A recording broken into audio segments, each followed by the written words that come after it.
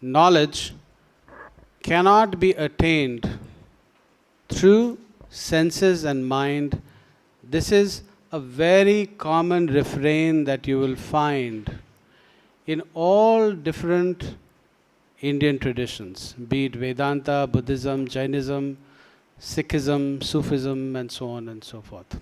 There is a contrast with the Western world.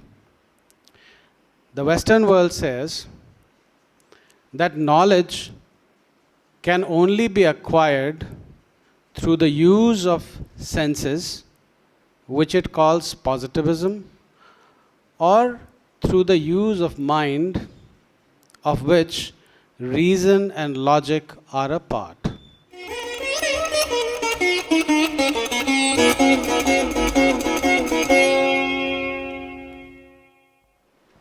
When I was in the 4th grade, once my father remarked, fundamentals ko samjho. He asked me to understand the fundamentals of things. I did not really understand what he was telling me.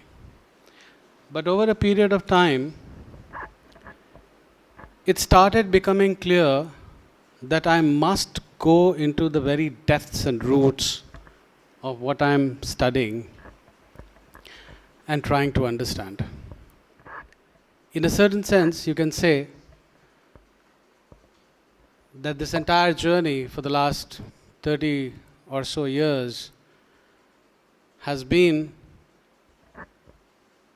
following up that one sentence advice that he gave me. Fundamentals ko clear karo. Today, I am going to talk about those very fundamentals. Because I feel that behind every discipline, there are fundamentals. There are basic roots. And if you understand those fundamentals, the understanding of the discipline becomes absolutely clear. Many of you must be familiar with this work which Thomas Kuhn did in 1960s, titled The Structure of Scientific Revolutions. And he spoke about a particular concept called paradigm. Paradigm has become very, very common these days. Paradigm essentially is a set of assumptions behind every discipline. And these assumptions are usually not questioned. They are not critically inquired into. And then after a certain point in time, there was another individual by the name of Guba, who stated that paradigm essentially consists of ontology, that is theory of being. Every knowledge pursuit is going after the ultimate truths of existence. That gets captured or encapsulated by ontology. Paradigm also has epistemology. Simply put, what is epistemology? These are big words, right? Epistemology is knowing how you know about things. How do you pursue knowledge? And then, paradigm also has certain methodologies.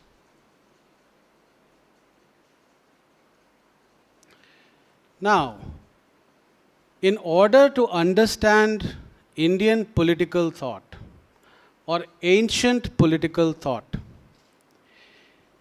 what is required is that we understand the paradigm that has supported this exercise.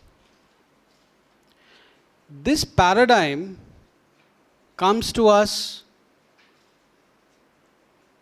from the Vedas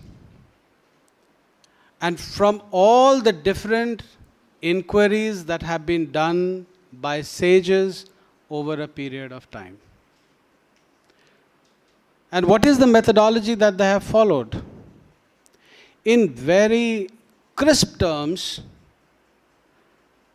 they stated that senses will not be able to lead you to that ultimate knowledge.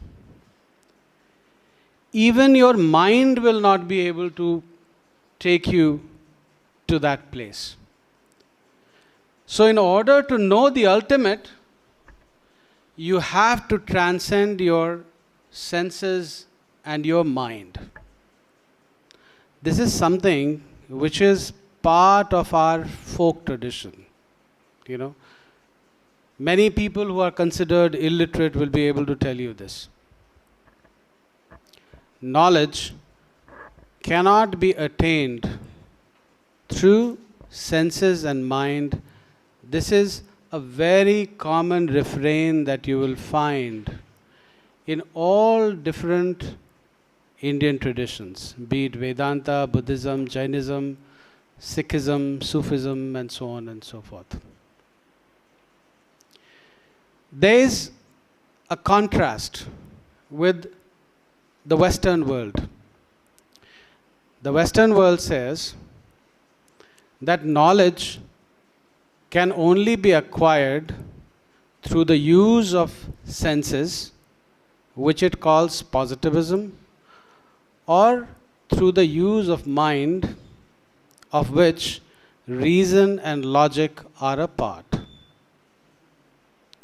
So you see that there is a quintessential difference, बहुत मूल difference है. एक सभ्यता ये कहती है कि senses और माइंड को ट्रांसेंड करिए और उससे आपको एक जगत की दृष्टि मिलेगी. और हमारे उन सेजेस ने उसी फाउंडेशन के ऊपर हमारे सोसाइटी को तैयार किया और यही चीज़ें बहुत समय से चली आ रही थी. वेस्टर्न सिविलाइजेशन ने पर्टिकुलरली रेनेसांस के बाद उन्होंने ये कहा कि नॉलेज जो है या तो रीज़न के द्वारा प्राप्त किया जा सकता है या फिर सेंसेस के द्वारा प्राप्त किया जा सकता है. तो जब सेंसेस की बात आती है तो साइंटिफिक परसूट की बात होती है और जब रीज़न की बात होती है तो दर्शन, फिलॉसफी, आपके डिफरेंट जितने सोशल साइंसेस हैं इनकी बात होती है. तो इस मूल बात को समझना इंडियन पॉलिटिकल थॉट के लिए बहुत ज़रूरी है. ये पहली चीज़. This is the first thing. You know, when you have to understand the differences between the Indian and the Western paradigm, revolving around ontology, epistemology, and methodology. You know, you will know that there are many different Indian traditions, many different spiritual traditions, many different yogic traditions. All these different traditions at different times have spoken about different aspects of the ultimate reality. Later Buddhism और वेदांत के ultimate reality में फ़र्क है. वेदांत कहता है कि ब्रह्म है, वही एक ब्रह्म है जो कि सब कुछ बन गया है. एक ब्रह्म इस मल्टीप्लिसिटी में, इस प्लुरैलिटी में व्याप्त है. लेटर बुद्धिज़्म कहता है कि ऐसा कोई परम सत्य है ही नहीं. मैं लेटर बुद्धिज़्म जान के कह रहा हूँ क्योंकि भगवान बुद्ध ने मेटाफिजिकल मैटर्स के बारे में कुछ भी नहीं कहा. उन्होंने चुप्पी साध ली थी इस विषय के बारे में. चुप्पी उन्होंने क्यों साधा? उन्होंने कहा कि तुम तर्क वितर्क करने लगोगे और जो मूल बात मैं बताना चाहता हूँ उसके बारे में भूल जाओगे. हम लोग वैसे भी काफ़ी दार्शनिक हैं, भारतीय लोग परंपरागत दार्शनिक हैं. तो अल्टीमेट रियलिटी के बारे में भगवान बुद्ध का क्या कथन था, इसके बारे में कोई नहीं जानता है। तो ये कहना कि भगवान बुद्ध ब्रह्म के बारे में बात नहीं कर रहे थे, यह असत्य है, यह सत्य नहीं है।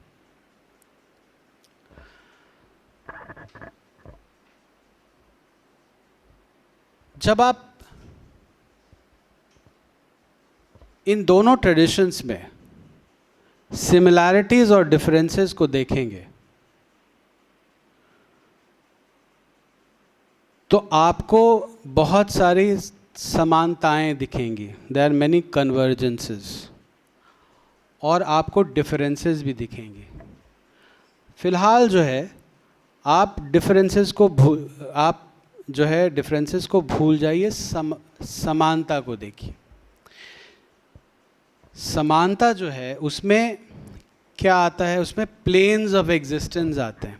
इनसे देखिए, इन बातों को बहुत ध्यान से समझना बहुत ज़रूरी है, और इस समय इसलिए भी ज़रूरी है क्योंकि ये हमारे एजुकेशन का पार्ट नहीं रहा है। अब एक समय तक था, एक समय तक ये कॉमन नॉलेज था, और यही कारण है कि जिस विषय में आज मैं बात कर रहा हूँ, इस विषय के ज्ञाता आपको गांव में बहुत लोग मिल जाएंगे, यूनिवर्सिटी में आपको कम मिलेंगे।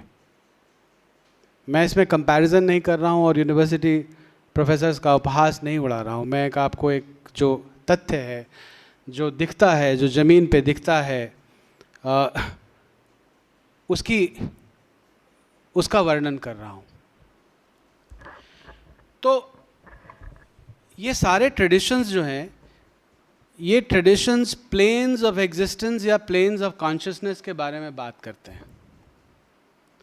वेदांत जो है, वेदांत क्या कहता है? वेदांत कहता है कि अन्न में पुरुष है, प्राण में पुरुष है, मनोमय पुरुष है, विज्ञान में पुरुष है, आनंद में पुरुष है, और सच्चिदानंद है।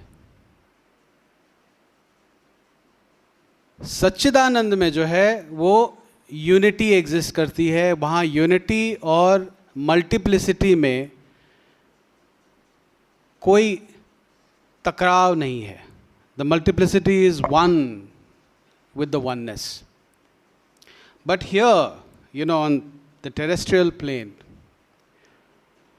that oneness is manifesting in multiplicity, but the multiplicity does not understand or know experientially its oneness.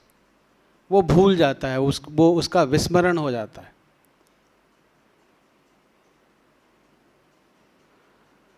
तो अन्नमय पुरुष क्या है? अन्नमय पुरुष जो है वो टेरेस्ट्रियल एग्जिस्टेंस है, आपकी बॉडी है।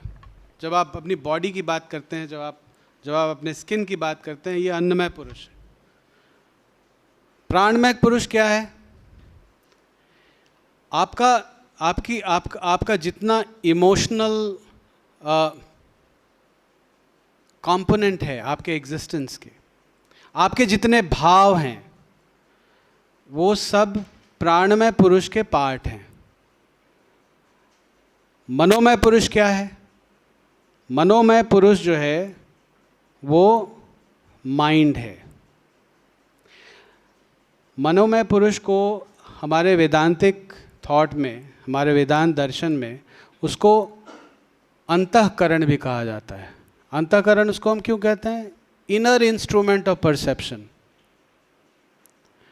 जो हमारे सेंस ऑर्गन्स हैं, सेंस ऑर्गन्स हमारे आउटर इंस्ट्रूमेंट्स ऑफ परसेप्शन हैं।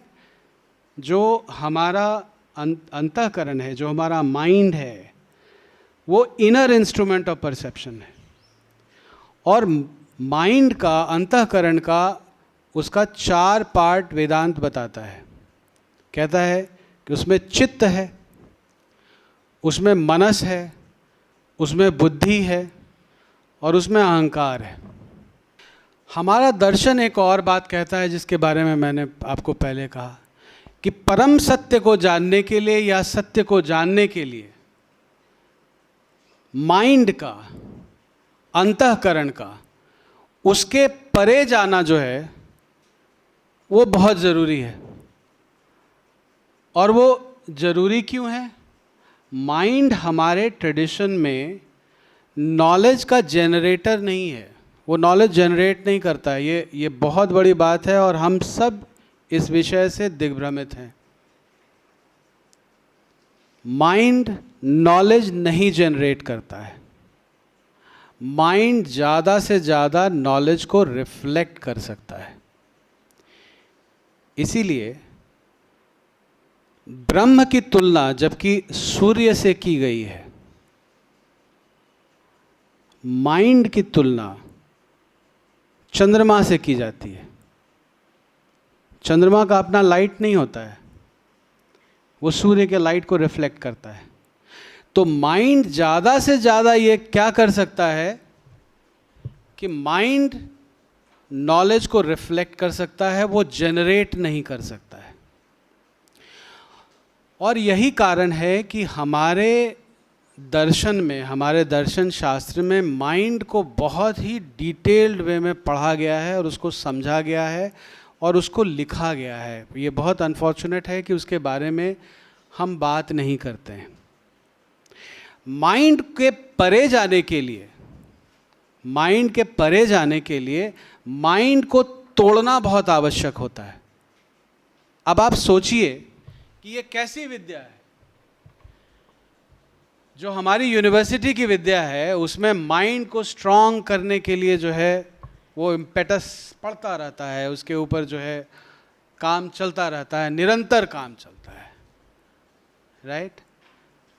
ये एक ऐसी विद्या है, ये कहते हैं कि आपको माइंड को तोड़ना है।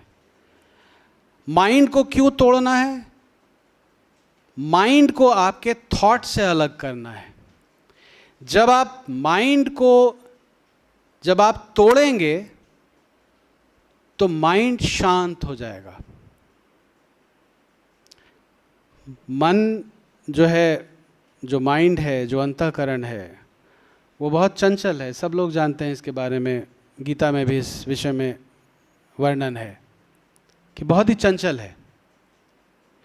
और मन जब तक चंचल रहेगा तब तक उस सत्य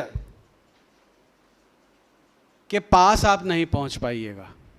उस सत्य के साथ साक्षात्कार की बात तो आप भूल जाइए, आप उसके पास ही नहीं पहुंच पाइएगा।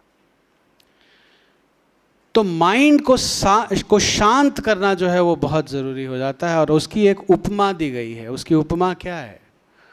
उसकी उपमा ये है कि माइंड जो है वो एक बिल्कुल तालाब के जैसा होना चाहिए, जिसमें कि जितनी गंदगी है वो तल में जाकर के बैठ गई है। पानी जो है वो क्लियर हो गया है, और जब पानी क्लियर हो जाता है और उसके ऊपर अगर सूर्य अगर पड़ रहा है या चंद्रमा पड़ रहा है तो रिफ्लेक्शन जो है वो बहुत ही प्रोफाउंड होता है। तो मैं आपको ये मनोविज्ञान के बारे में बताने के लिए नहीं आया हूँ, मैं इसलिए आपको ये बात बता रहा हूँ कि माइंड जो है, माइंड सराउंडिंग डिस्कोर्स से कलर्ड हो जाता है। माइंड जो है वो एक कपड़े की तरह है, आप उसको जिस रंग में डालिएगा, जिस डाई में आप उसको डालिएगा, वो उसी तरह का रंग पकड़ लेता है। तो कभी कभी, और पर्टिकुलरली आध्यात्मिक दृष्टि से और भारतीय ज्ञान परंपरा की दृष्टि से, अपना अध्ययन और अपने माइंड का अध्ययन ये करना बहुत ज़रूरी हो जाता है। तो आपको ये पता करना पड़ता है कि आपके माइंड को क्या क्या चीज़ें जो हैं वो इन्फ्लुएंस कर रही हैं। आपका माइंड जो है किस चीज़ों को कहता है कि वो सत्य है, क्या गलत है, क्या बढ़िया है, क्या खराब है, and so on and so fourth. वो उसकी सारी ट्रेनिंग जो है वो डिस्कोर्स से होती है। हमारा माइंड जो है, हमारा जो वैचारिक दृष्टिकोण है, भारतीय दृष्टिकोण, आज पोस्ट कॉलोनियल इंडिया में, उसका कंस्ट्रक्शन जो है वो हमारी परंपरा और हमारे ज्ञान परंपरा से नहीं हुई है। उसके ऊपर इन्फ्लुएंस है कॉलोनियल नॉलेज का। Colonial knowledge is the knowledge which is coloring our mind.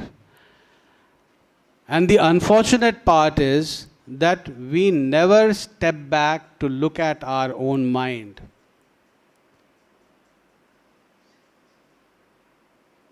अंग्रेज़ों ने हमारे बारे में, हमारे अध्यात्म के बारे में, हमारे पॉलिटिकल थॉट के बारे में, हमारे सोशियोलॉजी के बारे में उन्होंने तमाम तरह की बातें लिखी हैं. आज वो सारी बातें जो हैं उसको ज़्यादातर पढ़े लिखे लोग जो हैं उसको सत्य मानते हैं. उसको हमारी भाषा में उसको हम क्रिटिकली एग्जामिन नहीं करते हैं. हम उसको इतना सत्य मानते हैं कि उसको क्रिटिकली एग्जामिन करने से शायद हमारा अस्तित्व जो है, हमारा अस्तित्व ही खतरे में पड़ जाएगा, हमारे अस्तित्व के ऊपर ही आक्षेप हो जाएगा, ऐसा हो जाएगा. हमारी आइडेंटिटी, हमारा साइकोलॉजिकल वेलबीइंग, ये सब कुछ जो है वो उसके ऊपर डिपेंडेंट हो गया है. और जब इंडियन पॉलिटिकल थॉट की बात आती है, एंशिएंट इंडियन पॉलिटिकल थॉट की बात आती है, तो हम लोग जो हमारे दार्शनिक लोगों ने जो कहा था उसके बारे में हम बिल्कुल ध्यान नहीं दे रहे हैं, अपितु हम उन्हीं बातों को रिगर्जिटेट कर रहे हैं, रिप्रोड्यूस कर रहे हैं जो हमारे आक्रांताओं ने हमारे ऊपर लिखा था. And the most unfortunate part is that discourse is not even taught in the universities at this point in time. How would you know that this discourse, there's nothing but falsehood in this discourse if you do not examine the veracity or the truthfulness of the discourse. अगर आप उसके सत्यता की जांच ही नहीं करेंगे तो आपको पता कैसे चलेगा? उसकी जांच नहीं हुई है. उसका जांच नहीं हुआ है और उस नॉलेज के बेसिस पे आपके जितने भी सोशल और पॉलिटिकल रिफॉर्म्स हैं, गवर्नमेंट पॉलिसीज़ हैं, वो सारी चल रही हैं. So let me come back to where I started. Go back to the basics, go back to the fundamentals. जब आप फंडामेंटल्स को देखना शुरू करेंगे तो आपको लगेगा बाप रे बाप, ये क्या हो गया है? ये तो यहाँ तो सत्य तो आप भूल जाइए, यहाँ तो सिर्फ फॉल्सहुड ही फॉल्सहुड है. और इसी जर्नी में जो पहला डिस्टॉर्टर था, जिस व्यक्ति ने हमारे सभ्यता के डिस्कोर्स को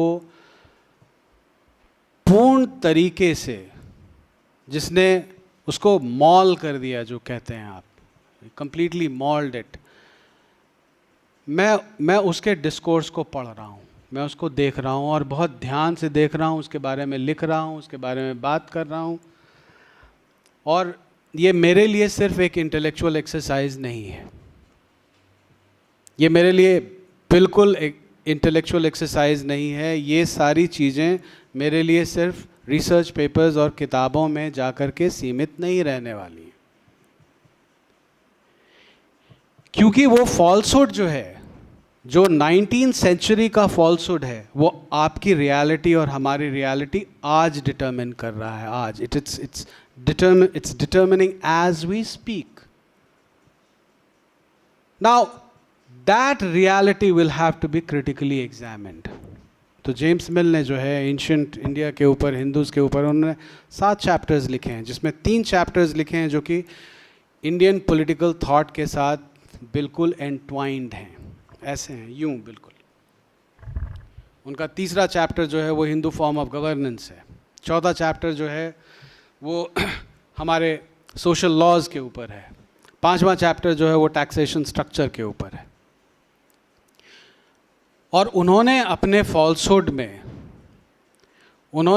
फॉल्सहुड में हमारे एंशिएंट इंडियन पॉलिटिकल थॉट को हायरार्किकल एंड ओप्रेसिव बताया है. और उसका लार्जर संदर्भ क्या था, उसका लार्जर कॉन्टेक्स्ट क्या था? उनको ये दर्शाना था, उनको ये प्रतीत कराना था, उनको ये बताना था, दिखाना था कि हिंदू जो हैं वो अनसिविलाइज्ड और सैवेज हैं। वो इन शब्दों का बहुत ही खुले तरीके से वर्णन कर रहे हैं। He's using these words: uncivilized, uncouth, barbaric, savage, you know, all the different synonyms, जितने पर्यायवाची शब्द जो है आप ढूंढ सकते हैं अनसिविलाइज्ड का, वो आपको उन 7 चैप्टर में हिंदुओं के बारे में मिल जाएगा। अब ये जो डिस्कोर्स है, इस डिस्कोर्स ने इतना व्यापक रूप कैसे ले लिया? उस दिन मैंने इस विषय में, इसके बारे में हमने बात की कि ये डिस्कोर्स जो है वो 1817 में आया, 1819 में वो ईस्ट इंडिया कंपनी के एम्प्लॉय हो गए, 1823 तक पहुंचते पहुंचते वो ईस्ट इंडिया कंपनी के हायरार्की में नंबर 2 हो गए। और वो कौन सा डिपार्टमेंट देख रहे थे? वो रेवेन्यू डिपार्टमेंट देख रहे थे। 1930 तक पहुंचते पहुंचते जो है वो नंबर 1 हो गए। इन अदर वर्ड्स, वो ईस्ट इंडिया कंपनी के CEO हो गए। उनके ऊपर सिर्फ ईस्ट इंडिया कंपनी का बोर्ड ही था, और उस ईस्ट इंडिया कंपनी का बोर्ड का डायरेक्टर जो है वो ब्रिटिश पार्लियामेंटेरियन हुआ करता था।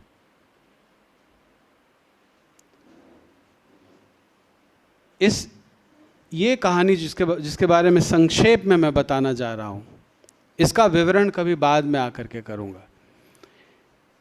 जब उस नैरेटिव का गठन हुआ तो वो सिर्फ क्या कहते हैं, वो सिर्फ किताब नहीं थी, वो 3 वॉल्यूम की किताब नहीं थी।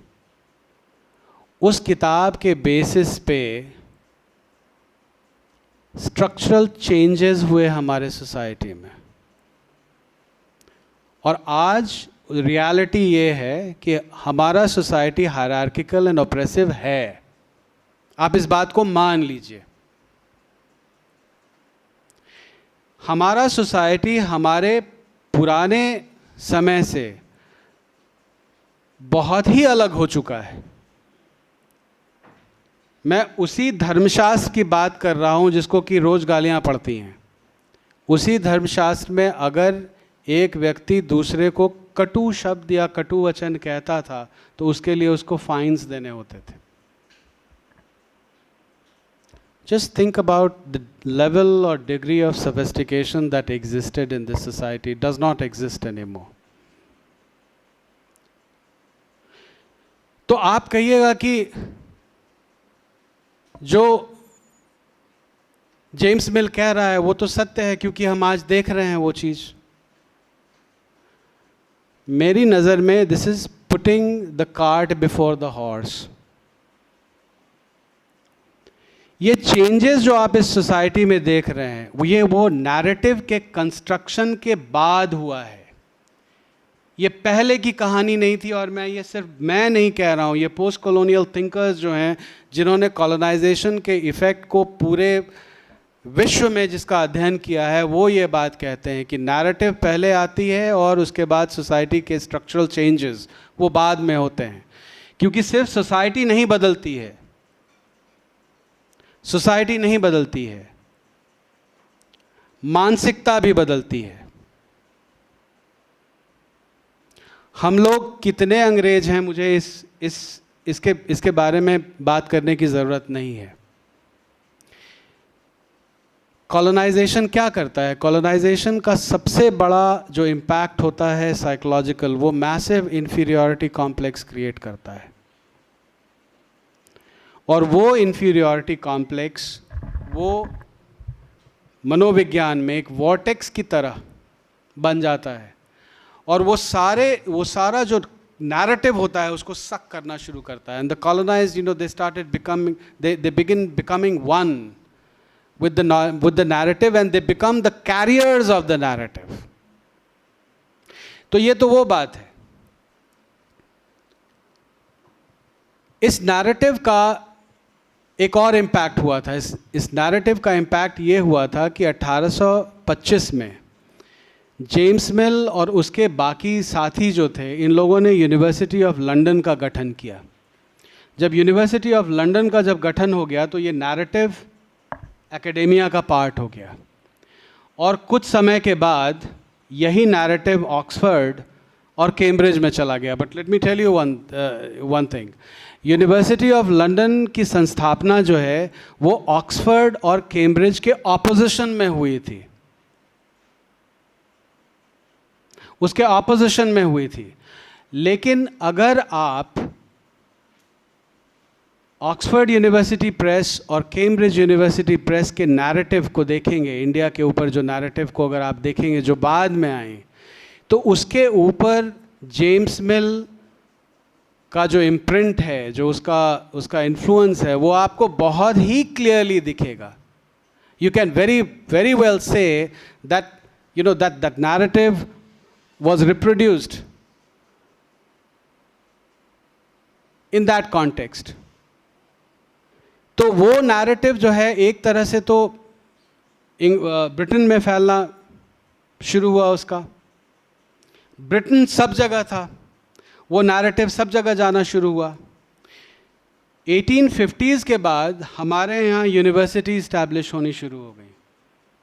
If my research is correct, you know, I think Elphinstone College in Mumbai was the first institution which was established. उसके बाद धीरे धीरे और सारे institutions और universities जो हैं वो establish होने शुरू हो गए। वो narrative जो है वो narrative part हो गया। और आज का education जो है वो किसी भी डिस्कोर्स को क्रिटिकली एग्जामिन नहीं करता है। वही संस्था चली आ रही है, वही परंपरा चली आ रही है। जेम्स मिल की परंपरा जो है उसको हम लोगों ने क्रिटिकली एग्जामिन नहीं किया है। जेम्स मिल ने जो मनु के धर्मशास्त्र के बारे में कह दिया, आज वही सत्य है। हमने उसके पीछे जाने की कोशिश ही नहीं की। और कहने का मैं ये सही और गलत में ऑपरेट नहीं कर रहा हूँ यहाँ पर। मैं एक बहुत सिंपल सी बात कह रहा हूँ कि आप किसी भी टेक्स्ट को उसका जो कॉस्मोलॉजी है, उसका जो मेटाफिजिक्स है, उसके पीछे का जो दर्शन है, उसको बिना समझे आप नहीं समझ सकते। अगर आप भारतीय दर्शन को अगर आप नहीं समझिएगा तो आप एंशिएंट इंडियन पॉलिटी को नहीं समझ पाइएगा। आप नहीं समझ सकते हैं वो, you know, it's not possible. मैं कहूँ कि क्या कहते हैं, मैं एलिमेंट्स और कंपाउंड्स के बारे में नहीं समझूंगा और जाकर के मैं केमिस्ट्री में मास्टर्स कर लूँगा, ये नहीं होने वाला है। आपको एलिमेंट्स जो हैं वो फंडामेंटल्स आपको समझने पड़ेंगे। उसकी पढ़ाई ही नहीं होती है, उसकी पढ़ाई नहीं होती है तो उसका ज्ञान भी नहीं है। तो ये इंडियन पॉलिटी जो है, जो इन लोगों ने कहा वही चला आ रहा है। वो वही हायरार्किकल, वही ऑप्रेसिव। आज भी मैं ये कह रहा हूँ, उस दिन बात हो रही थी तो मैंने NCERT 6th ग्रेड की किताब निकाली और हमने कहना शुरू किया कि आप ये देखिए, वही नैरेटिव है, सटल नैरेटिव है। आज मैं एक्सपेरिमेंट के तौर पे उस किताब को निकाल करके रैंडमली किसी पेज को मैं खोल लूँगा और मैं आपको ये दिखा सकूँगा कि ये जेम्स मिल का नैरेटिव है, उसका इन्फ्लुएंस ये है। तो इंडियन पॉलिटी को जानने के पहले, इसके पहले कि आप जो है अर्थशास्त्र पढ़ना शुरू करें और धर्मशास्त्र पढ़ना शुरू करें और शांति पर पढ़ना शुरू करें, ये बहुत ज़रूरी है कि भारतीय दर्शन को समझिए। और ये भारतीय दर्शन जो है ये कॉन्कॉक्शन नहीं है, ये इमेजिनरी शार्लटन्स का जो है ये खेल नहीं है, ये ब्राह्मणिकल गेम नहीं है ऑपरेशन क्रिएट करने के लिए जो बताया गया था। सबसे बड़ी बात ये है, इनफैक्ट सबसे दुखद बात तो ये है कि हमारी सभ्यता के दार्शनिक ब्राह्मण थे ही नहीं। ये शायद आपको शॉकिंग लग रहा होगा। हमारी सभ्यता के दार्शनिक ब्राह्मण थे ही नहीं। हमारी सभ्यता के दार्शनिक ऋषि थे। और ऋषि जो हैं, ऋषियों के लिए एक शब्द का प्रयोग हुआ है। त्रिगुणातीत, ऋषियों को त्रिगुणातीत कहा जाता है, जो गुणों के प्रति के परे हैं। जो गुणों के परे चले गए वही त्रिगुणातीत हैं, वही ऋषि हैं। और जब तक आप गुणों से बंधे हुए हैं तभी तक आपका वर्ण है। और यही कारण है कि हमारे यहाँ ऋषि जो हैं वो जिसको कहते हैं across all sections of the society आते हैं। और अगर आज गांव में चले जाइएगा तो आज भी कहा जाता है जाति न पूछो साधु की। साधुओं की जाति नहीं होती है। देखिए, मैं आपको ये कह रहा हूँ कि इसके पहले कि आप ये सही और गलत का जजमेंट करना शुरू करें, आपको किसी भी टेक्स्ट को समझना पड़ेगा, आपको जानना पड़ेगा कि ये क्या है, कहाँ से चीज़ें आ रही हैं। मैं ये नहीं कह रहा हूँ कि वर्ण व्यवस्था को आदमी को सपोर्ट करना चाहिए, मैं ये बिल्कुल बात नहीं कह रहा हूँ। लेकिन आज सबसे बड़ी परेशानी क्या है? आज परेशानी ये है कि लोग वर्ण व्यवस्था को समझते ही नहीं कि वो आया कहाँ से। वर्ण व्यवस्था को समझने के लिए आपको सांख्य समझना बहुत ज़रूरी है। जब आप सांख्य समझिएगा तो उसमें गुणों का वर्णन है, सत्व के बारे में कहा जाता है, रजस के बारे में कहा जाता है, तमस के बारे में कहा जाता है। जब सत्व की प्रधानता किसी व्यक्ति में होती है, और जब मैं व्यक्ति ये कह रहा हूँ तो मेल एंड फीमेल मैं दोनों को ये कह रहा हूँ, मैन में नहीं, it's in a human being. जब सत्व की प्रधानता होती है तो व्यक्ति वो नॉर्मली और नेचुरली प्रीडिस्पोज्ड होता है नॉलेज अक्वायर करने के लिए। हमारे उस ट्रेडिशन में अल्टीमेट नॉलेज किस चीज़ से प्रतीत किया जाता था? ब्रह्म से। तो जो व्यक्ति, आप इस बात को समझिए, ये मैं I am sure that this must be creating a little bit of discomfort and I am deliberately bringing this conversation into the picture because I know that that this is going to raise a lot of questions and I would be interested in answering those questions.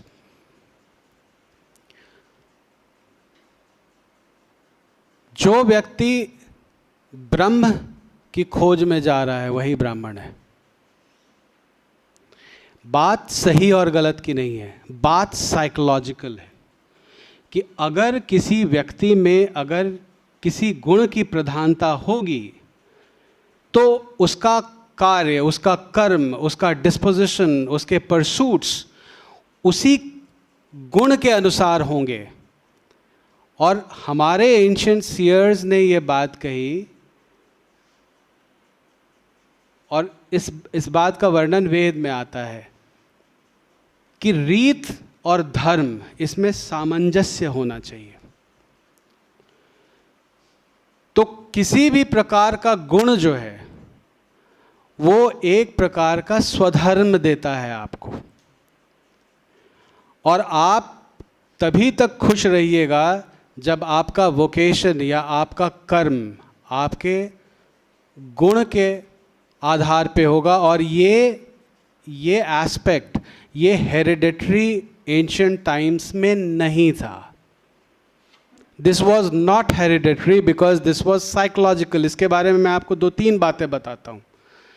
पहली बात यह है कि वर्ण और वर, इसके अगर आप रूट वर्ड में अगर आप जाएंगे, अगर उसके एटिमोलॉजी में अगर आप जाएंगे तो आपको शब्द मिलेगा व्री। व्री को जब आप क्या कहते हैं, आप उसको ट्रांसलेट करेंगे तो उसका मतलब होता है टू चूज। तो जिस समय इसका गठन हुआ था, इस सोसाइटी का, इस कॉन्सेप्ट का सृजन जब हुआ था, उस समय ये हेरिडिटरी नहीं था। चॉइस इंडिविजुअल को भी था अपने वर्ण को चूज करने का, और चॉइस वेमेन को भी था अपने स्पाउस को चूज करने का। क्योंकि मैं जो बता रहा हूं कि दोनों के रूट वर्ड जो हैं वो व्री हैं, जिसका मतलब है टू चूज। दूसरी चीज है, ये एक्सपेरिमेंट आज भी कर सकते हैं आप किसी ज्योतिष के पास जाइए, ज्योतिष को कहिए तुम मेरा जन्म कुंडली बनाओ। आप तो ज्योतिष को ऑफ कोर्स रिस्पेक्ट नहीं करते हैं, तो तुम ही कहा जाएगा। कहिए उनको कि आप ये मतलब तुम बनाओ मेरा जन्म कुंडली। जन्म कुंडली में आप देखिएगा कि एक सेक्शन होता है वर्ण का। अब आप उसको कहिए कि तुम मेरे माता पिता का जन्म कुंडली बनाओ, आप वेरीफाई कर सकते हैं वर्ण आपके फैमिली ऑफ बर्थ के ऊपर डिपेंडेंट नहीं है। ये प्रथा नहीं थी, इसका ट्रांसफॉर्मेशन हुआ है over a period of time. हमने इसको हमने खोजा नहीं है। Yes, at a certain point in time it did become hereditary, but the choice was not taken away. ये कॉम्प्लेक्स मैटर है। ये इस कॉम्प्लेक्सिटी की बात जो मैं कह रहा हूँ, ये कॉम्प्लेक्सिटी तभी आपको समझ में आएगी जब आप इन सारे ग्रंथों को उठाएंगे, और ये जो सारा नैरेटिव जो चलता रहता है ना, ये कि एट्रॉसिटी लिटरेचर है, इसको लेकर के तो सिर्फ ऑपरेशन ही हुआ है। जब तक ये सोचते रहेंगे तब तक ये आप नहीं समझ पाएंगे। जब आप उसको पढ़ करके समझ लीजिएगा तब आप ओपिनियन बनाइए। अनफॉर्चुनेटली हमारे सोसाइटी में, हमारे एजुकेशनल सिस्टम में ये चीज़ नहीं हो रही है। दो चीज़ें नहीं हो रही हैं। The critical examination of the discourse which was unleashed on us by the colonials, and an understanding of the discourse which was produced by our own sages, by our own authors in our own society before the colonial times. ये दोनों चीज़ें नहीं हो रही हैं, जिसके के कारण profound falsehood है। profound falsehood, ये छोटा मोटा असत्य का खेल नहीं है, ये असत्य ही है। और इसी असत्य के बेसिस पे हमारी PhDs हो रही हैं, हमारे एमफिल डिसर्टेशंस हो रहे हैं, हमारे अपॉइंटमेंट्स हो रहे हैं, हमारे गवर्नमेंट पॉलिसीज़ बनाई जा रही हैं। इन चीज़ों का क्रिटिकल एग्जामिनेशन अगर यूनिवर्सिटी में नहीं होगा तो कहाँ होगा? कहाँ होगा? तो जो जिस तरह का कार्य मैं कर रहा हूँ उसको मैं सिचुएट करता हूँ डिकंस्ट्रक्शन और रिकंस्ट्रक्शन में। आप कहिएगा कि डिकंस्ट्रक्शन जो है ये तो विदेशी शब्द है। डिकंस्ट्रक्शन की बात करूंगा तो आपको डेरिडा याद आने लगेंगे, आपको फुको याद आने लगेंगे, लेकिन शायद आपको पता नहीं होगा कि डिकंस्ट्रक्शन एक बहुत ही सोफिस्टिकेटेड तरीके से हमारे बौद्धिक ट्रेडिशन में किया गया है, और ये 2nd सेंचुरी BCE में किया गया है। नागार्जुन इसमें बहुत ही सोफिस्टिकेटेड थे और विदेशियों ने इसके ऊपर काम भी किया है। अगर आप ढूंढेंगे तो आपको 2 किताबें मिल जाएंगी, नागार्जुन एंड डेरिडा। हमारे यहाँ डिकंस्ट्रक्शन क्यों होता था? हमारे यहाँ डिकंस्ट्रक्शन होता था माइंड को तोड़ने के लिए, जिसकी बात मैं पहले आपको कर रहा था। माइंड को जब आप तोड़ेंगे, माइंड जो है वो ऑटोमेटिकली आकर के शांत हो जाएगा। शांत होगा तो वो ब्रह्म के करीब आएगा, वो अल्टीमेट रियलिटी के करीब आएगा, सत्य का दर्शन कराएगा। वेस्ट में जो है वो डिफरेंट कंडीशन से हो रहा है, उसके बारे में आज मैं नहीं जाऊंगा। वो मॉडर्निज्म के फ्रेमवर्क को डिस्ट्रॉय करने के लिए, उसको तोड़ने के लिए किया जा रहा है। उनके अपने कंटिजेंसीज हैं, उनके अपने रियलिटीज़ हैं। That's a very different matter all together. But what I am saying, you know what I wanted to tell you, मैं आपको ये कह रहा था कि यहाँ एक बहुत बड़ी अपॉर्चुनिटी है, आप उस अपॉर्चुनिटी को समझिए। ये सारी चीज़ जो है वो सत्य की खोज है। अगर हम सत्य की खोज करने में लग जाएंगे तो चीज़ें निकलेंगी। अगर हमको वही घिसी पिटी बातें जो चल रही हैं, अगर उसके बारे में अगर करना है, करियर बनाना है, मैं कुछ नहीं कह सकता हूँ। लेकिन अगर आप खोज करना चाहते हैं तो बहुत बहुत चीज़ें निकलेंगी, और ये चीज़ें जो हैं हमारे सोसाइटी को ट्रांसफॉर्म करने में बहुत ही हेल्पफुल होंगी। और ये कह कर के मुझे पता नहीं मैं कितने समय से बोल रहा हूँ। I think I will stop. You know, these are some of the things that I wanted to share with you. ये एक बहुत ही खुला हुआ विषय है। अनफॉर्चुनेटली ये पूरी तरह से खुला हुआ नहीं है, और मैं ये बात खुल करके कहूँगा, ये काम पॉलिटिशियंस नहीं करेंगे, उनको करना भी नहीं चाहिए। ये काम स्कॉलर्स का है, ये काम स्कॉलर्स का है, और ये शोध का विषय है, ये रिसर्च का विषय है। देखिए, हर एक सभ्यता जो है, हर एक सभ्यता एक पर्टिकुलर तरीके से सोचती है, एक पर्टिकुलर तरीके से चीज़ों को देखती है। वेस्टर्न सिविलाइजेशन जो है, वेस्टर्न सिविलाइजेशन भी अपने कुछ कोड्स पे आधारित हैं। अगर आप उन कोड्स को अगर आप समझ लीजिएगा कि वेस्टर्न सिविलाइजेशन कैसे ऑपरेट कर रहा है, तो उनके जो मिसरिप्रेजेंटेशंस हुए हैं हमारे सोसाइटी के ऊपर, इग्नोरेंस में या डेलिबरेटली, ये दोनों चीज़ें जो हैं वो आपको समझ में आ जाएंगी। इट्स अ लॉन्ग टॉपिक, ये एक दिन की बात नहीं है, ये धीरे धीरे होगा। लेकिन इसमें मैं वही जो कह रहा हूँ, फंडामेंटल्स, अगर आप फंडामेंटल्स में जाएंगे, वेस्टर्न सिविलाइजेशन के फंडामेंटल्स क्या हैं, इंडियन सिविलाइजेशन के फंडामेंटल्स क्या हैं, अगर इन दोनों चीज़ों को अगर आप समझना शुरू कीजिएगा, जो मेटाफिजिकल फाउंडेशंस हैं, तो आपको इंडियन पॉलिटी एंशिएंट टाइम्स में कैसी थी उसका भी ज्ञान होगा, और आज की पॉलिटी कैसी होनी चाहिए उसका भी ज्ञान होगा। लेकिन अगर ये इंक्वायरी अगर नहीं होगी, तो जो पॉलिटिकल थॉट ब्रिटिशर्स ने स्टैब्लिश किया है वही चलता रहेगा, वही कैओस चलेगा, वही झगड़ा चलेगा, वही फसाद चलेगा। सोसाइटी में हार्मनी नहीं आएगी। मुझे उस दिन किसी ने क्वेश्चन किया था, कैओस और हार्मनी के बारे में बात कर रहे थे। किसी भी सोसाइटी के डेवलपमेंट के लिए हार्मनी का होना बहुत ज़रूरी है। It does not mean that we should not critically inquire, but harmony is very important. Unfortunately, we have lost it. हमारे सोसाइटी में हार्मनी नहीं है।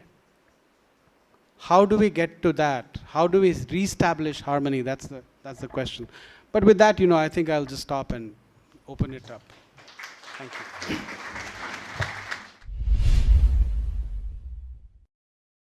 नाम विकास कुमार है, रिसर्च स्कॉलर हूँ डिपार्टमेंट ऑफ पॉलिटिक्स। सर, मेरा प्रश्न है कि आप एंशिएंट इंडियन ट्रेडिशनल नॉलेज को देखिए, तो वहाँ पर सोर्स ऑफ नॉलेज और उस नॉलेज को कैसे एक्वायर किया जाए, उस पर एक मेजर डिबेट देखने को मिल रहा है, और बहुत डाइवर्सिटी जो वर्ल्ड में कहीं देखने को नहीं मिली। लेकिन सर, आप 10th सेंचुरी का, ये चाहे 10th सेंचुरी के बाद में जो पीरियड देखें आप, जब दिल्ली सल्तनत या जब हफ्ती मुगल जो हमारे सिविलाइजेशन का पार्ट है, क्या मुगल पीरियड देखिए, तो सर उस टाइप का डिबेट देखने को नहीं मिला। तो इस पॉइंट को एलेबोरेट कीजिए आप। और सर, मेरा दूसरा प्रश्न है कि आप इंडियन फिलोसफी को आप देखें तो सर सेलिबेसी और ब्रह्मचार्य पर बहुत ज़्यादा फोकस किया गया, किसी भी आप स्कूल ऑफ थॉट को उठा लीजिए। तो सर, मैं जानना चाहता हूँ कि आपका साइकोलॉजी पर ये एक्सपर्टाइज है, तो मैं सर जानना चाहता हूँ कि जो सेलिबेसी का जो कंसेप्ट इंडियन ट्रेडिशनल नॉलेज में जो देखा जा रहा है, उस पर सर सिगमंड फ्रायड और कार्ल जूंग जैसे जो साइकोलॉजिस्ट हैं उनका क्या व्यू है सर, थोड़ा इंडियन कॉन्टेक्स्ट में सर इस पॉइंट को एलेबोरेट। विकास जी, आपके पहले क्वेश्चन पे मैं बाद में आऊँगा। देखिए, जब हम समाज का जब अध्ययन करते हैं, और पर्टिकुलरली प्राचीन सभ्यता का जब हम अध्ययन करते हैं, तो आज ये बहुत कॉमन है, लोग कहते हैं कि हमारे 4 पुरुषार्थ थे, धर्म, अर्थ, काम, मोक्ष। एक चीज़ जो है जिसके बारे में लोग बात नहीं करते हैं, और प्रभु की दया से मुझे एक सोच आया, जो कि शायद इसमें सत्यता है, कि इन चारों पुरुषार्थों के लिए जो है ग्रंथ थे। मोक्ष के लिए आपके उपनिषद थे, वो मोक्ष शास्त्र थे। धर्म के लिए आपके धर्मशास्त्र थे। मनु धर्मशास्त्र तो सिर्फ एक हैं, बहुत सारे थे, याज्ञवल्क्य थे और विभिन्न प्रकार के धर्मशास्त्र थे। अर्थ के लिए अर्थशास्त्र एक ही बचा है, और काम के लिए एक ही बचा है, काम सूत्र। लेकिन ये सारे जो हैं वो ट्रेडिशंस थे। तो धर्मशास्त्र बहुत अभी भी अवेलेबल हैं, मोक्ष शास्त्र जो हैं बहुत सारे अवेलेबल हैं। अर्थ और काम के सेक्शन में सिर्फ एक ही एक टेक्स्ट बचा है। और मेरा ये मानना है कि अगर किसी सोसाइटी का, देखिए हमारी संस्कृति में अगर जो कुछ कभी नहीं बदलता है तो वो ब्रह्म है। ब्रह्म किसी भी मैनिफेस्टेशन में, वो टेरेस्ट्रियल मैनिफेस्टेशन में या कॉस्मिक मैनिफेस्टेशन में, उसमें चेंज नहीं होता है। अगर वो चेंज हो गया तो वो ब्रह्म नहीं है। और पूरा ब्रह्मांड जो है वो प्रकृति की उत्पत्ति है। ये आपको सांख्य दर्शन से ये बहुत क्लियरली आपको मिलेगा। और प्रकृति का नियम ही परिवर्तन है। तो सोसाइटी और कल्चर जो है वो हमेशा परिवर्तनशील है, वो हमेशा बदलता रहता है। It is always changing. तो आज का जो ये डिस्कोर्स होता है, जबकि एंशिएंट इंडियन नॉलेज को या एंशिएंट इंडियन थॉट को उसको इटर्नलाइज कर दिया जाता है या इसेंशलाइज कर दिया जाता है या नेटिवाइज किया जाता है, जो कि कल या परसों के कॉन्फ्रेंस में एक शायद यहीं की एक स्टूडेंट है, मिताली नाम है शायद उसका, एक स्टूडेंट है, उसका प्रेजेंटेशन हुआ था। तो किसी महानुभाव ने उनसे ये क्वेश्चन किया था, and I can understand that she was not able to answer it, you know, and that's completely understandable. इसके लिए थोड़ा और समय लगेगा, जबकि ये सारे नुआंसेस जो है वो बाद में आएंगे।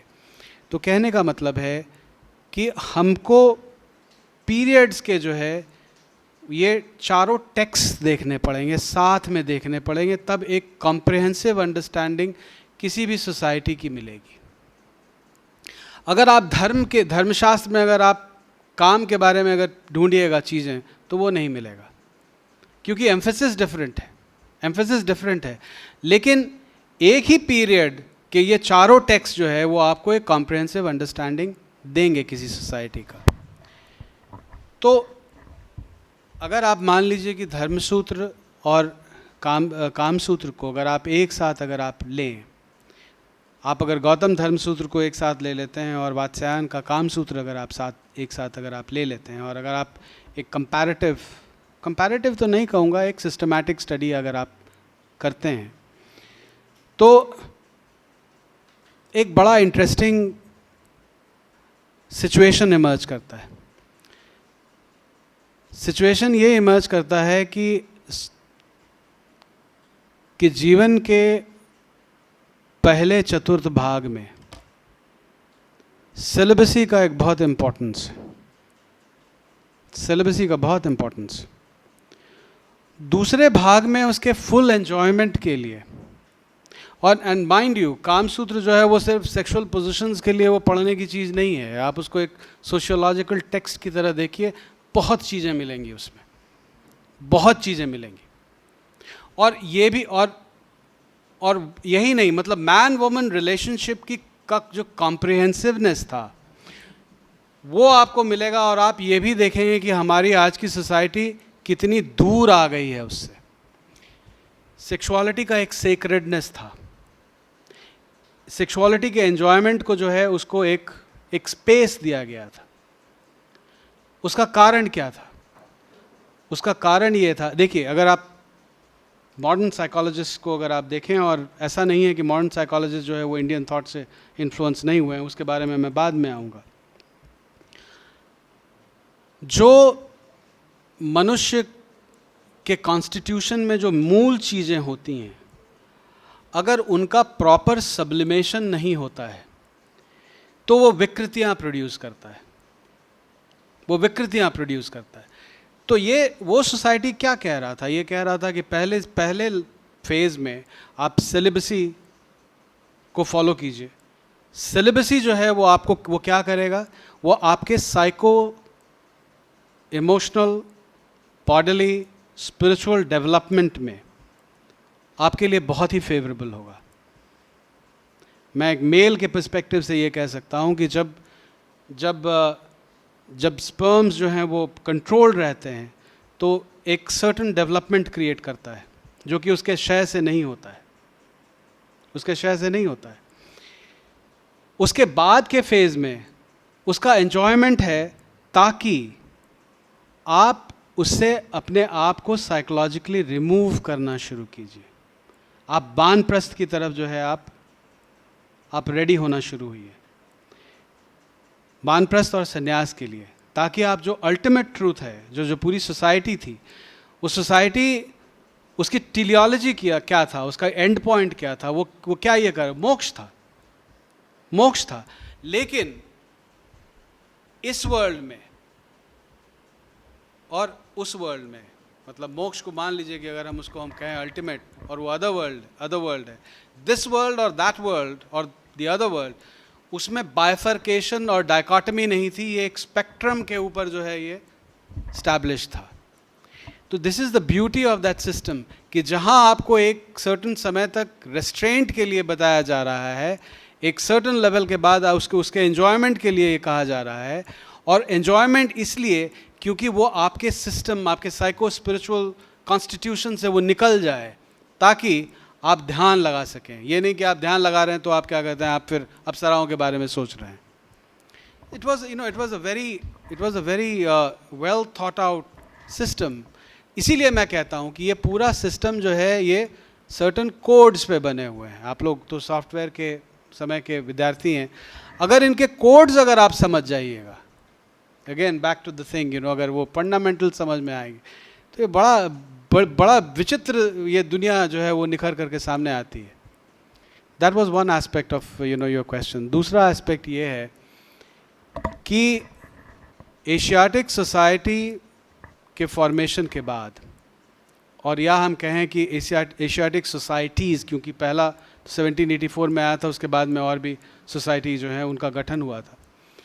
उसके बाद जो इंडियन टेक्स्ट का जो ट्रांसलेशंस हुआ है, उसने यूरोपियन थॉट को बहुत ही प्रोफाउंडली ऑल्टर किया है, इन्फ्लुएंस किया है।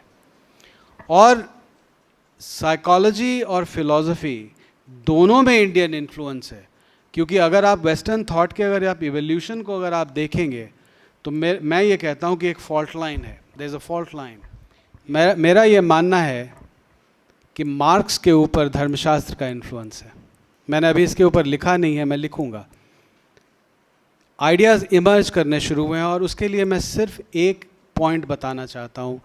मार्क्स की जब एनालिसिस शुरू होती है तो मार्क्स ये कहते हैं कि ह्यूमन बीइंग जो है वो अपने इनेट नेचर का प्रोडक्ट नहीं होता है। एक ह्यूमन बीइंग जो है वो अपने वोकेशन का प्रोडक्ट होता है, उसका कॉन्शियसनेस वो क्या काम करता है उसके ऊपर डिपेंडेंट है। और ये आइडिया अनफॉर्चुनेटली मच मलाइंड धर्मशास्त्र से ही आता है। क्यों आता है? क्योंकि आपके मनु धर्मशास्त्र में और बाकी अलग धर्मसूत्र में भी दो चीज़ों का वर्णन है। उसको वर्णापकर्ष और वर्णोपकर्ष कहते हैं। वर्ण लैडर पे आप चढ़ कैसे सकते हैं और वर्ण लैडर पे आप नीचे कैसे आ सकते हैं।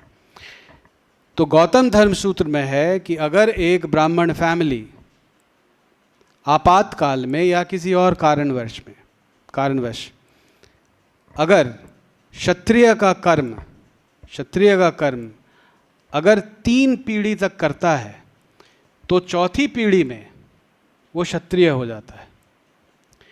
एक ब्राह्मण फैमिली अगर वैश्य का कर्म 5 पीढ़ी तक करता है तो छठे पीढ़ी में वो वैश्य हो जाता है, और 6 पीढ़ी तक अगर करता है तो वो 7वें में शूद्र हो जाता है।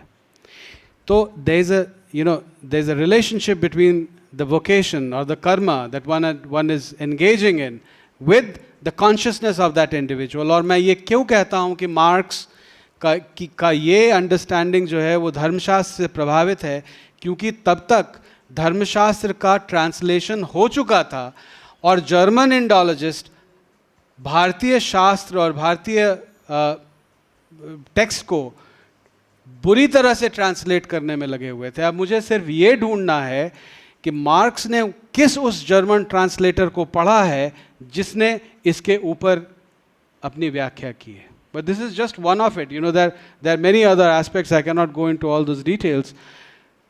उसी तरह से नीत्शे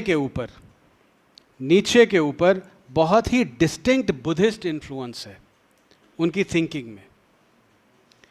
और मार्क्स की एक और बात मैं आपको बताता हूँ, मार्क्स जो है वो डायलेक्टिक्स की बात करते हैं, राइट? डायलेक्टिक्स के लिए और ये जो वृतांत है वो उनको हेगल से मिलता है, राइट? और हेगल इंडियन शास्त्र के स्टूडेंट थे। और मेरा ये लॉजिकल सबमिशन है कि आप डायलेक्टिक्स की बात तभी आप कर सकते हैं जब आप बाइनरीज को आइडेंटिफाई करें। जब बाइनरीज होंगे तभी उसमें डायलेक्टिक्स होंगे। हेगल के पहले किसी वेस्टर्न फिलोसोफर ने बाइनरीज, न तो बाइनरीज की बात की है न डायलेक्टिक्स की बात की है। और अगर आप इंडियन सिस्टम ऑफ थॉट अगर आप देखें तो ईशो उपनिषद से लेकर के अभी तक सारे सेजेस में transcendence of binaries, dichotomies and dualities, इसका वर्णन आपको विस्तृत मिलेगा। इसका ये विस्तृत आपको मिलेगा। तो कहने का मतलब है कि आप, फ्रॉयड तो बाद में 1890s में आ रहे हैं, मैं तो आपको अर्ली 1800s के बारे में बात कर रहा हूँ, 1830s के आसपास की बात कर रहा हूँ। हेगल 1820s में लिख रहे थे। इन सब लोगों के ऊपर, और नीचे का इन्फ्लुएंस फ्रॉयड के ऊपर बहुत ही स्ट्रांग है, तो इन सब के ऊपर जो है इंडियन थॉट का इन्फ्लुएंस है। हम लोगों को पता नहीं है क्योंकि हम लोग शर्ट पैंट पहनने में इतना बिजी हो गए कि हमने कभी एक्सप्लोर ही नहीं किया। क्योंकि हम लोगों को पॉलिटिकल इंडिपेंडेंस मिला है, हमको मानसिक इंडिपेंडेंस नहीं मिला है। हम बहुत बुरी तरीके से ग्रसित हैं। और जब हम उनको निकालेंगे, जब उन सारे टेक्स्ट को निकालेंगे, तो हमको पता चलेगा कि हम क्या थे। और वो जो है वो हमारे सोसाइटी को एक बहुत डिफरेंट लेवल पे लेकर के जाएगा। तो बाकी ये है, बाकी आप जो कह रहे थे पहले, मैंने मीडिएवल पीरियड को जो है कुछ थोड़ा बहुत उसका अध्ययन किया है, विस्तृत अध्ययन नहीं है, तो इसीलिए मैं उसके ऊपर विचार अपने नहीं रखूँगा, उसकी भी आवश्यकता है। लेकिन मैं ये कहूँगा कि ये पीरियड जो है वो ज़्यादा आसान है। उसका कारण ये है कि उसका पॉलिटिकल करेक्टेडनेस है, not only in India but abroad as well. दूसरे पीरियड में जो है वो वहाँ बहुत परेशानियों का पॉसिबिलिटी है। Sir, when we understand the integral humanism through the interconnections between mind, society, and spirit, so from which the knowledge generates or thought processes can be done. So, how the thought processes can be separated from the mind, as you suggested? That's a very good question. I won't be able to answer that question from the perspective of integral humanism because I haven't really studied Deen Dayal Upadhyay ji, so it would be improper on my part to comment on his idea of integralism or integral humanism. But I can certainly share from the perspective of some sages that I have studied in detail, for instance, Sri Aurobindo. So Sri Aurobindo says that after a certain level of psycho-spiritual development, you can actually see thoughts as concrete realities entering your being and exiting your being. Thoughts actually become visible. And that is why, in our tradition, philosophy is not about speculation, it is about darshan. Why do we say darshan? Because the sages, the seers, actually see these thoughts. So that's what happens. You know, when you dislocate or dislodge your consciousness from your mind, then you are able to experience and see thoughts as you are able to experience your body at this point in time. You know, you can see your body at this point in time, right? In a very similar way, the seers are able to see their thoughts, and that is why they're able to exert a certain control over their thoughts as well as their minds. Does that address your question? It becomes, you know, it's something like this. You know, you will be able to see thoughts entering your being, and then you will have this option whether you want that particular thought to enter your being or block the entrance of the thought into your being. जैसे प्रकृति का कौन सा गुण इस व्यक्ति के अंदर ज्यादा है तो ज्योतिष के हिसाब से तय अपना होता है। लेकिन क्या जब हम रूसो को जब हम प्लेटो को पढ़ते हैं तो उनका वो जो कहते हैं कि व्यक्ति के अंदर 3 गुण है, तो ये गुण ज्यादा है तो सैनिक बनेगा, वो व्यापारी बनेगा, उत्पादक वर्ग में जाएगा, वो शासक वर्ग में जाएगा। तो क्या वो भारत का जो दर्शन है कि गुण होते हैं व्यक्ति के अंदर, जो रूसों ने जो ये वर्गीकरण किया व्यक्ति के अंदर 3 गुणों का, उसके पीछे का क्या आधार, क्या वो किसी तरीके से भारतीय दर्शन से प्रभावित रहेगा? ये हो सकता है। इसकी संभावना है।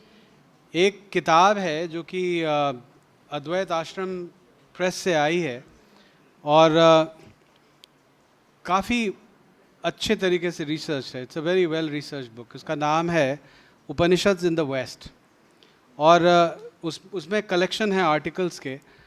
अब मुझे याद नहीं है कि इन्होंने किसने इस संदर्भ का वर्णन किया है। कहा तो ये भी जाता है कि प्लेटो इंडिया आए थे। ही ट्रैवल टू इंडिया और उनके फिलॉसफी में इंडियन इन्फ्लुएंस है। उपनिषद्स का इन्फ्लुएंस डेफिनेटली है। वो पर्टिकुलरली कुछ मेटाफर्स जो यूज़ कर रहे हैं उसके ऊपर तो है। जहाँ तक फिलॉसफी की बात आती है तो वेस्टर्नर्स जो हैं वो उस इंडियन इन्फ्लुएंस की बात नहीं करते हैं। Where is it that they give way, you know, और वो उनकी चोरी पकड़ी कहाँ जाती है? जब वो क्लास बेस्ड डिवीजन सोसाइटी के बारे में बात करना शुरू करते हैं।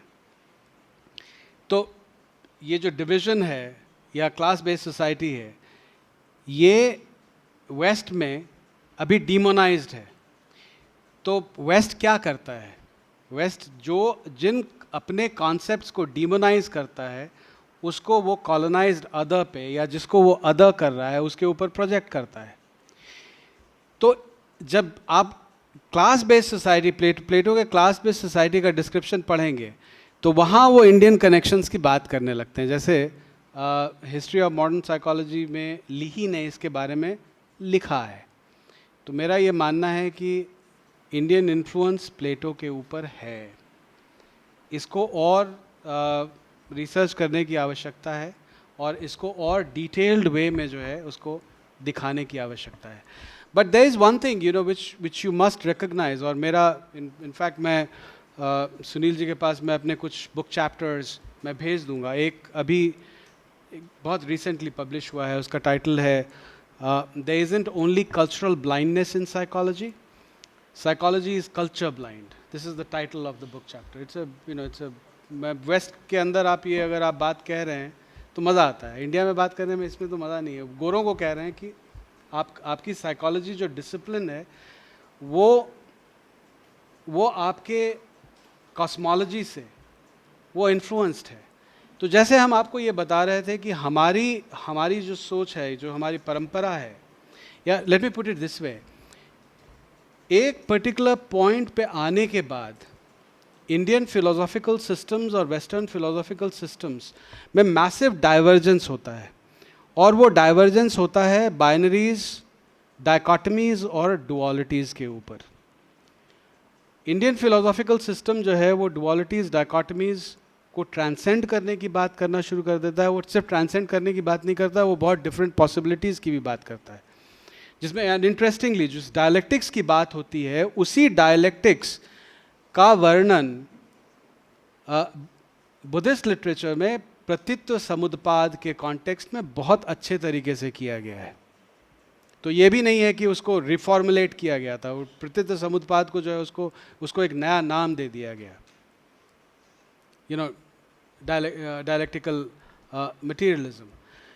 तो जो मैं ये बता रहा था कि वो इन्फ्लेक्शन पॉइंट है, और जब बाइनरीज जब ट्रांसेंड नहीं होती हैं किसी सिविलाइजेशन में, और मैंने 12 थ्योरम्स का इजाद किया है, और इस जो चैप्टर जो बताया इसके बारे में 7 थ्योरम्स के बारे में लिखा है, तो उसमें क्या होता है कि जब बाइनरी हाफ्स आते हैं तो ऑटोमेटिकली एक बाइनरी हाफ को जो है उसको प्रिविलेज कर दिया जाता है और दूसरे को जो है उसको सप्रेस कर दिया जाता है। ये सारे वेस्टर्न थिंकर्स जो हैं वो करते हैं, ऑल ऑफ देम। और यही वेस्टर्न थिंकर्स जब इंडिया के कॉन्टेक्स्ट में आते हैं या कांटेक्ट में जब आते हैं, तो अगर वो रोमांटिक हैं तो जिन बाइनरी हाव्स को वो प्रिविलेज कर रहे हैं उसको इंडिया के ऊपर प्रोजेक्ट करते हैं, और अगर वो कॉलोनियलिस्ट हैं तो जिनको वो सप्रेस कर रहे हैं वो इंडिया के ऊपर प्रोजेक्ट करते हैं। और इसी चक्कर में जो है इंडिया की कहानी जो है वो लूज हो जाती है। And that is why, you know, amongst the westerners India is nothing but share projection. वो सिर्फ प्रोजेक्ट करते हैं, इंडियन रियलिटी को वो कभी कैप्चर नहीं कर पाते। और मेरा ये मानना है कि अगर हम इंडियंस भी अगर बाइनरीज को अगर हम थॉट में और अपने कॉन्शियसनेस में अगर हम ट्रांसेंड नहीं करेंगे तो हम वही बिहेवियर मैनिफेस्ट करेंगे और थॉट मैनिफेस्ट करेंगे जो वेस्ट कर रहा है। और unfortunately because of the educational system that we are following, हम ये चीज़ कर रहे हैं, we are already doing it.